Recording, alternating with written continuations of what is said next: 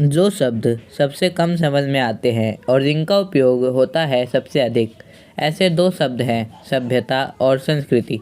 इन दो शब्दों के साथ जब अनेक विशेषण लग जाते हैं, उदाहरण के लिए जैसे भौतिक सभ्यता और आध्यात्मिक सभ्यता, तब दोनों शब्द का जो थोड़ा बहुत अर्थ समझ में आया रहता है, वह भी गलत सलत हो जाता है।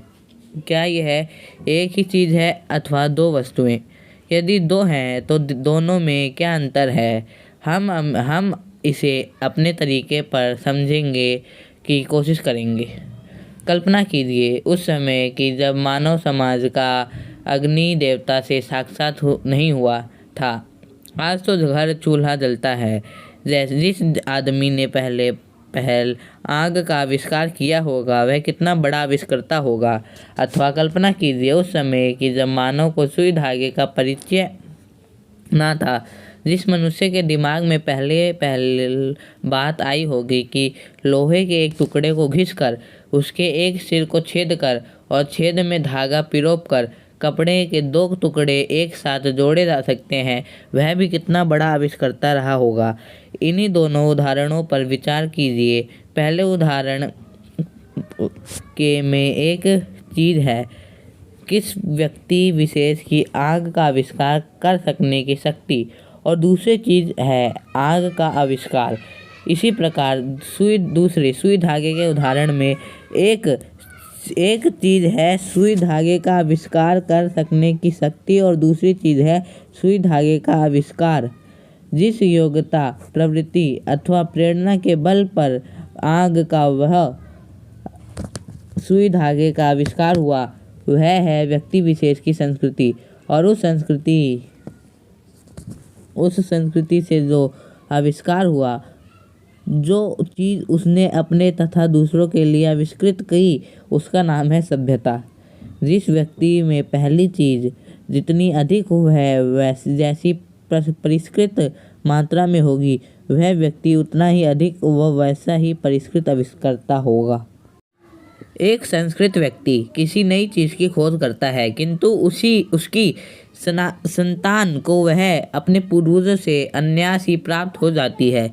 जिस व्यक्ति की बुद्धि ने अथवा उसके विवेक ने किसी भी नए तथ्य को दर्शने किया, वह व्यक्ति ही वास्तविक संस्कृत व्यक्ति और उसकी संतान जिससे अपने पूर्वजों से वह वस्तु अनायास ही प्राप्त हो गई है, वह अपने पूर्वजों की भांति सभ्य भले ही बन जाए, संस्कृत नहीं कहला सकता।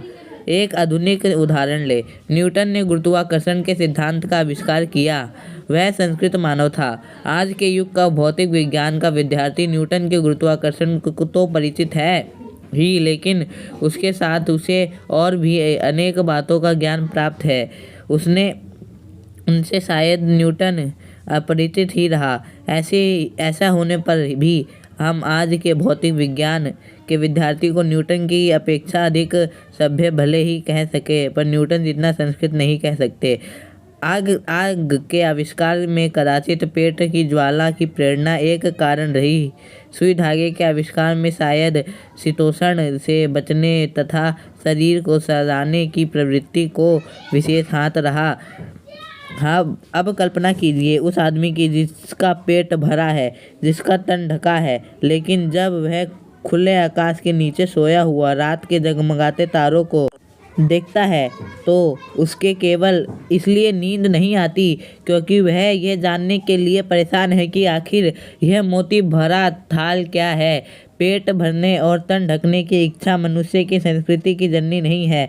पेट भरा और तन ढका होने पर भी ऐसा मानव जो वास्तव में संस्कृत है, निठल्ला नहीं बैठ सकता। हमारी सभ्यता का एक बड़ा अंश हमें ऐसे संस्कृत आदमियों से ही मिला है, जिनकी चेतना पर स्थूल भौतिक कारणों का प्रभाव प्रधान रहा है, किंतु उसका कुछ हिस्सा हमें मनुष्यों से ही भी मिला है। जिन्होंने प्रभाव प्रधान रहा है, किंतु उसका कुछ हिस्सा हमें मनुष्यों से भी मिला है, जिन्होंने तथ्य विशेष को किसी भौतिक प्रेरणा के वशीभूत होकर नहीं, बल्कि उनके अपने अंदर की सहज संस्कृति के ही कारण प्राप्त किया है। रात के तारों को देखकर ना सो सकने वाला मनीषी हमारे आज के ज्ञान का ऐसा ही प्रथम पुरस्कर्ता था। भौतिक प्रेरणा, ज्ञान पेशे क्या, ये दोनों ही मानव संस्कृति के माता पिता हैं। दूसरे के मुंह में कौन डालने के लिए जो अपने मुंह को और छोड़ देता है, उसको यह बात क्यों और कैसे सूझती है। रोगी बच्चे को सारी रात गोद में लिए जो माता बैठी रहती है, वह आखिर ऐसा क्यों करती है। सुनते हैं कि रूस का भाग्य विधाता लेनिन अपने डेस्क में रखे हुए डबल रोटी के सूखे टुकड़े स्वयं ना खाकर दूसरों को खिला दिया करता था। वह आखिर ऐसा क्यों करता था।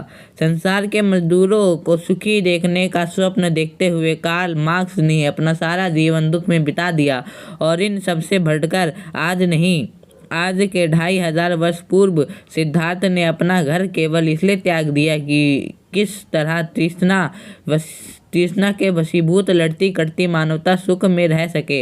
हमारी समझ के में मानव संस्कृति की जो योग्यता आज वो सुई धागे का आविष्कार कराती है, वह भी संस्कृति है।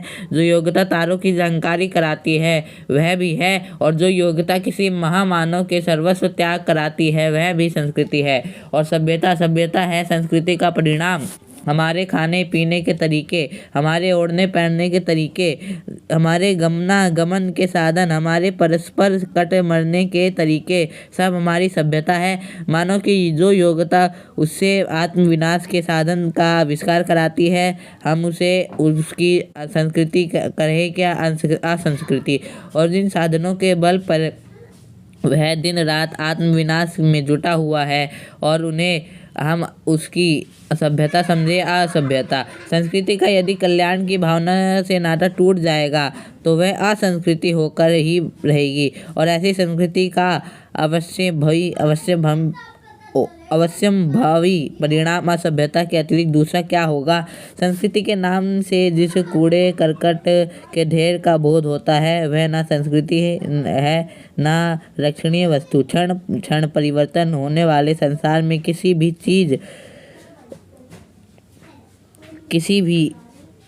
चीज को पकड़कर बैठा नहीं जा सकता। मानो कि जब प्रज्ञा और मैत्री भाव से किसी नए तथ्य का दर्शन किया है तो उसने कई वस्तु नहीं देखी है जिसकी रक्षा के लिए दलबंधनी की जरूरत है। मानव संस्कृति का अविभाज्य वस्तु है और उसमें जितना अंश कल्याण का है, वह अकल्याणकार की अपेक्षा श्रेष्ठ ही नहीं स्थायी भी है। धन्यवाद। वीडियो को लाइक करें, शेयर करें, सब्सक्राइब करें।